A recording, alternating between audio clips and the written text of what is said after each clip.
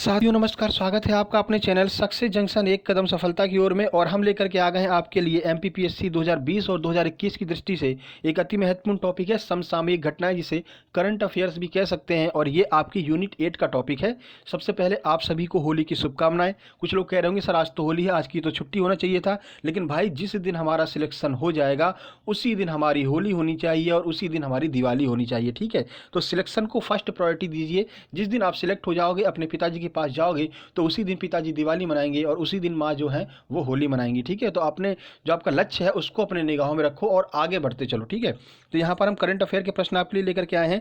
इसमें हर एक प्रश्न की हम आपको डिटेल में जानकारी देंगे, जिससे कि कथन वाले जो प्रश्न होते हैं उनको भी आप बड़ी आसानी से सॉल्व कर सकें। साथ ही साथ में एमपी करंट अफेयर के प्रश्नों को भी हमने इसमें समाहित किया है, जो कि अति महत्वपूर्ण है, आपकी परीक्षाओं में देखने को मिल सकते हैं। कुछ योजनाएं हैं, कुछ खिलाड़ी हैं जो यहाँ पर चर्चा में रहे हैं। आइए देखते हैं। तो देखिए प्रश्न नंबर 51। अभी हाल ही में प्रधानमंत्री नरेंद्र मोदी ने शेख मुजीबुर रहमान की 100वीं जयंती पर श्रद्धांजलि अर्पित की। इन्हें किस अन्य नाम से जाना जाता है? यानी कि शेख मुजीबुर रहमान जो है उन्हें किस अन्य नाम से जाना जाता है, यह आपसे पूछा जा रहा है। पूरी जानकारी हम आपको डिस्क्रिप्शन में देंगे। पहले इसका ऑप्शन देख लेते हैं। ऑप्शन ए है दीनबंधु, ऑप्शन बी है बगबंधु, ऑप्शन सी है दद्दा, या फिर ऑप्शन नंबर डी है कठिन काव्य का प्रेत। आइए आंसर देखते हैं। सही आंसर बी, यानी कि बगबंधु के नाम से जाना जाता है शेख मुजीबुर रहमान को। तो ये कहाँ के हैं, आइए देखते हैं। तो देखिए शेख मुजीबुर रहमान को बगबंधु के नाम से जाना जाता है। ये बांग्लादेश के प्रथम राष्ट्रपति थे। तो याद रखना है, बांग्लादेश के प्रथम राष्ट्रपति थे। 16 दिसंबर 1971 को भारत के द्वारा बांग्लादेश को आज़ाद कराया गया था, ये तो आपको पता ही होगा। और इसी दिन विजय दिवस के नाम से मनाया जाता है। तो विजय दिवस कब मनाया जाता है? 16 दिसंबर को, ठीक है। उसके बाद और ऑप्शन जो दिए हुए हैं, तो दीनबंधु के नाम से किसे जाना जाता है? तो CF एंड्रूज को दीनबंधु के नाम से जाना जाता है। मेजर ध्यानचंद्र को दद्दा के नाम से जाना जाता है। और केशव दास को कठिन काव्य का प्रेत कहा जाता है, ठीक है। तो इसी एक प्रश्न में आपके कम से कम 5 से 6 प्रश्न क्लियर हो गए। यही हमारा उद्देश्य रहता है कि एक प्रश्न में आपको अधिक से अधिक जानकारी दी जाए, ठीक है। बाकी बांग्लादेश की राजधानी ढाका है, मुद्रा टका है, कई बार आपको बता चुके हैं। ट्रिक भी हमने आपको बताई, ढाका टका, ढाका टका से याद कर सकते हैं, ठीक है। चलिए आगे बढ़ते हैं। प्रश्न नंबर 52। मध्य प्रदेश की रणजी टीम के किस खिलाड़ी ने 27 जनवरी 2020 को अपने डेब्यू मैच में हैट्रिक लगाई है? यह भी महत्वपूर्ण प्रश्न है, पूछा जा सकता है आपकी परीक्षा में। ऑप्शन है देवेंद्र बुंदेला, ऑप्शन बी है नमन ओझा, ऑप्शन सी है रवि यादव, या फिर ऑप्शन नंबर डी है JP यादव। आइए इसका आंसर देखते हैं।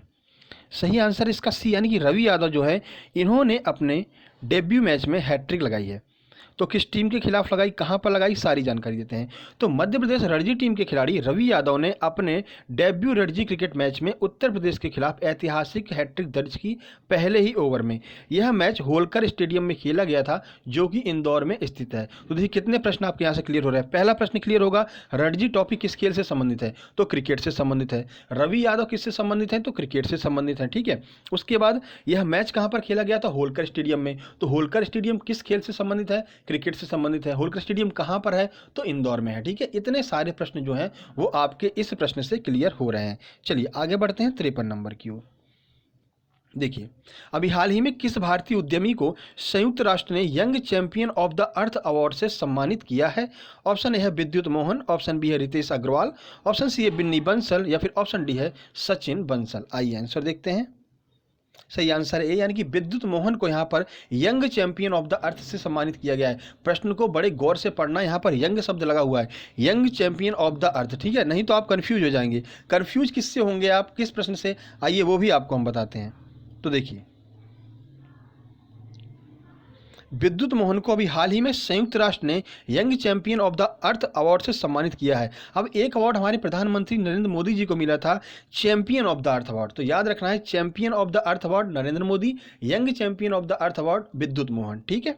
ठीक है, अब बाकी मोहन की बात कर लेते हैं। तो मोहन की एक कंपनी है विद्युत मोहन की, टेकाचार कंपनी के सह संस्थापक हैं विद्युत मोहन। और ये पेशे से एक कौन है? इंजीनियर है, ठीक है। तो एक इंजीनियर है, इनकी कंपनी का नाम है टेकाचार, ठीक है। तो आपसे प्रश्न कथन वाला पूछा जा सकता है कि विद्युत मोहन को अभी young champion of the earth का अवार्ड दिया गया है, इनसे संबंधित कौन सा तथ्य सही है, ठीक है। उसमें यह पूछा जा सकता है कि उनकी कंपनी का नाम टेकाचार है, वो पेशे से इंजीनियर है, या कुछ और दे देंगे कि पेशे से वो डॉक्टर है। तो आपको अपने हिसाब से आंसर लगाना है। कथन वाले प्रश्न यहाँ से बन सकते हैं, ठीक है। तो सारी चीजें हमने आपको बता दी। चलिए आगे बढ़ते हैं। चलिए प्रश्न नंबर 54, भारत वन रिपोर्ट 2019 के अनुसार मध्य प्रदेश में किस जिले में सर्वाधिक वन पाए गए हैं। जैसा कि आपको पता है भारत वन रिपोर्ट में बताया गया कि मध्य प्रदेश में सर्वाधिक वन पाए गए हैं, तो ये तो अच्छी बात है, लेकिन अब आपसे ये पूछा जा रहा है कि मध्य प्रदेश के किस जिले में सर्वाधिक वन पाए गए हैं। ऑप्शन ए है सागर, ऑप्शन बी है बालाघाट, ऑप्शन सी है छिंदवाड़ा और ऑप्शन डी है उज्जैन। ठीक है, एमपी करंट का प्रश्न आपका ये बनेगा। आइए देखते हैं, सही आंसर है बी यानी कि बालाघाट में सर्वाधिक वन पाए गए हैं। तो सबसे कम कहाँ पर पाए गए हैं और कितने किलोमीटर क्षेत्र में पाए गए हैं, आइए वो भी हम आपको बता देते हैं। तो देखिए, वन रिपोर्ट 2019 के अनुसार मध्य प्रदेश के बालाघाट जिले में सर्वाधिक वन 4,932 वर्ग किलोमीटर पाए गए हैं। ठीक है, तो कितने वन हैं बालाघाट में, 4,932। न्यूनतम वन क्षेत्र जो है, फिर से एक बार उज्जैन ने बाजी मारी है इसमें, ठीक है, आगे ही रहता है।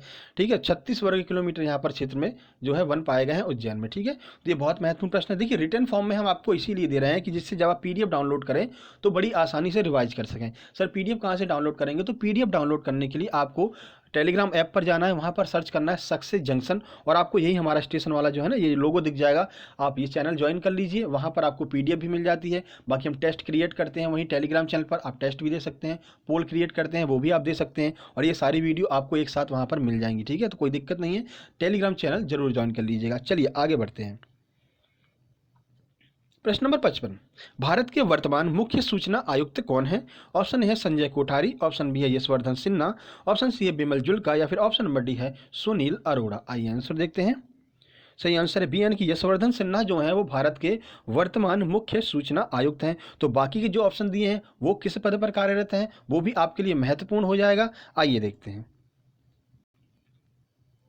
देखिए, वर्तमान में भारत के मुख्य सूचना आयुक्त यशवर्धन सिन्हा हैं। इन्होंने अभी हाल ही में रिटायर हुए बिमल जुल्का का स्थान लिया। यानी इससे पहले कौन था मुख्य सूचना आयुक्त, तो बिमल जुल्का थे, उनके स्थान पर यशवर्धन सिन्हा आए हैं। ठीक है, बाकी सुनील अरोड़ा की बात कर लेते हैं, तो ये वर्तमान मुख्य चुनाव आयुक्त हैं, आपको पता ही है। और संजय कोठारी जो है वो सीवीसी हैं, यानी वर्तमान में मुख्य सतर्कता आयुक्त सीवीसी कौन है, संजय कोठारी हैं। चलिए आगे बढ़ते हैं।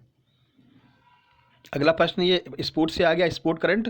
पहला खेलो इंडिया विंटर खेल कहाँ पर आयोजित किया गया था। ऑप्शन ए है जम्मू कश्मीर, ऑप्शन बी है लद्दाख, ऑप्शन सी है गुवाहाटी और ऑप्शन डी है उत्तराखंड। और ये प्रश्न बहुत ज़्यादा महत्वपूर्ण है क्योंकि अभी जम्मू कश्मीर और लद्दाख को अलग करके केंद्र शासित प्रदेश बनाया गया है। तो लद्दाख इस समय चर्चा में है, दो वजह से चर्चा में है, वो सारी चीज़ें हम आपको बताने वाले हैं, क्योंकि हमारा मुख्य ध्येय है आपका जो कथन वाला प्रश्न आता है उनको आसानी से सॉल्व करना। सही आंसर है बी यानी कि लद्दाख, इसका बिल्कुल सही आंसर है। तो आइए देखते हैं पूरी जानकारी इस प्रश्न के बारे में। तो देखिए, पहला खेलो इंडिया विंटर खेल लद्दाख में आयोजित किए गए। वर्तमान खेल मंत्री आपसे पूछे जा सकते हैं, तो किरण रिजिजू जो है वर्तमान खेल मंत्री हैं।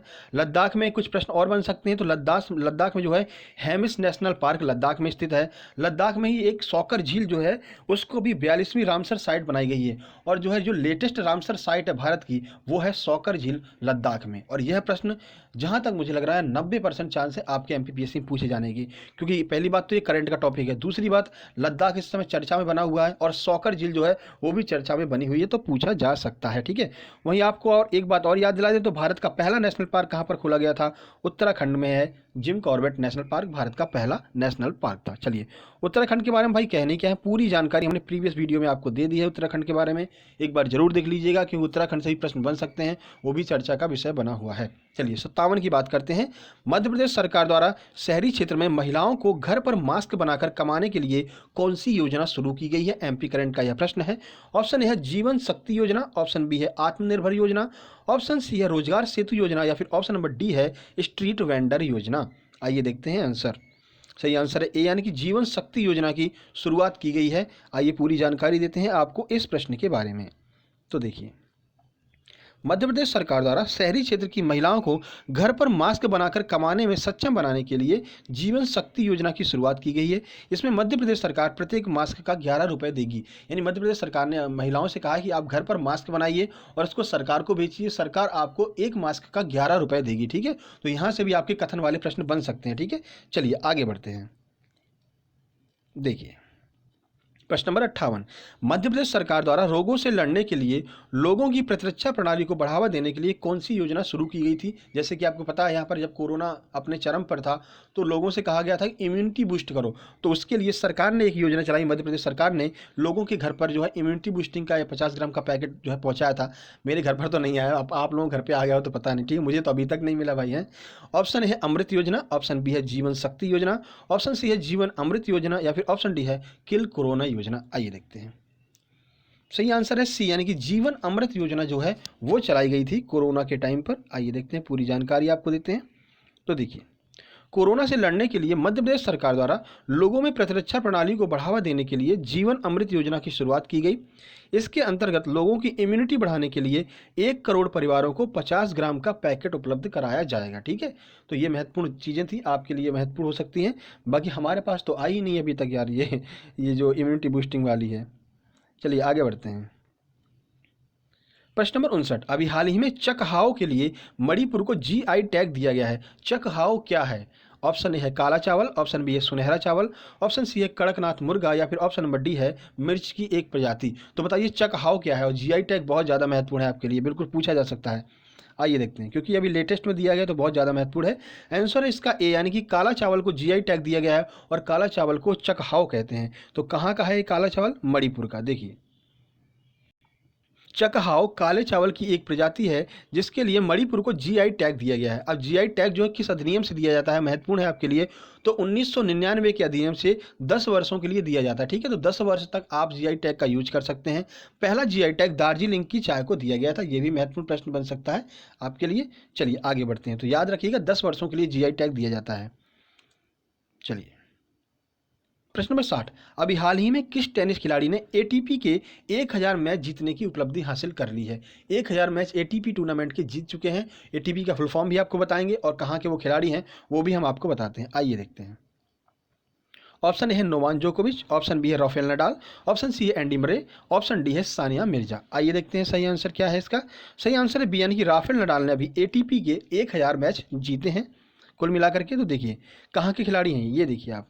तो स्पेन के खिलाड़ी राफेल नडाल ने ATP association of tennis professionals के 1000 मैच जीतने वाले पहले खिलाड़ी बन गए हैं। एटीपी का फुल फॉर्म याद रखिएगा, एसोसिएशन ऑफ टेनिस प्रोफेशनल्स। ठीक है, फ्रेंच ओपन 2020 किसने जीता था? तो राफेल नडाल ने ही फ्रेंच ओपन 2020 भी जीता था। ठीक है, तो ये कुछ 10 महत्वपूर्ण प्रश्न थे जो आपकी परीक्षाओं में छप सकते हैं। देखने में 10 हैं, लेकिन कम से कम आपके यहाँ पर 40 से 50 प्रश्न वन लाइनर फैक्ट वाले क्लियर हो गए हैं। चलिए, अब हमने कल आपसे एक प्रश्न पूछा था, तो किस किसने आंसर दिया वो देख लेते हैं। तो कल के प्रश्न का सही जवाब था लाल बहादुर शास्त्री। हमने आपसे पूछा था ताशकंद में किसकी मृत्यु हो गई थी? तो लाल बहादुर शास्त्री पूर्व प्रधानमंत्री थे। किस किसने आंसर दिया? यूवी सिंह ने बिल्कुल सही आंसर दिया, मोनिका शर्मा, ऊषा धोते, आफरीन बेगम, इन लोगों ने बिल्कुल सही आंसर दिया है। बहुत बहुत धन्यवाद, आपने कमेंट किया इसके लिए। और आप लोग भी कमेंट करके आंसर जरूर दिया कीजिएगा। आज का आपका प्रश्न है कि कड़कनाथ मुर्गा जिसे जीआई टैग दिया गया है मध्य प्रदेश में कहां पर पाया जाता है? ठीक है, कड़कनाथ मुर्गा जिसे मध्य प्रदेश की तरफ से जीआई टैग दिया गया है मध्य प्रदेश में कहां पाया जाता है? आपको ऑप्शन में, आपको कमेंट बॉक्स में कमेंट करके बताना है। ठीक है, चलिए, तो वीडियो पसंद आई हो वीडियो को लाइक कर दीजिए, दोस्तों के पास शेयर कर दीजिए, चैनल को सब्सक्राइब करके नोटिफिकेशन बेल जरूर दबा लीजिए, क्योंकि ऐसी बहुत सारी वीडियो आपको देखने को मिलने वाली हैं 2020 की एमपीपीएससी के लिए तो अति महत्वपूर्ण है। साथ ही साथ में अगस्त में जो आपका 2021 का प्री होने वाला है उसके लिए भी बहुत ज़्यादा महत्वपूर्ण है और आगे जो है क्लास चलती रहेंगी। तो जल्दी मिलते एक नई वीडियो में, तब तक के लिए नमस्कार, धन्यवाद।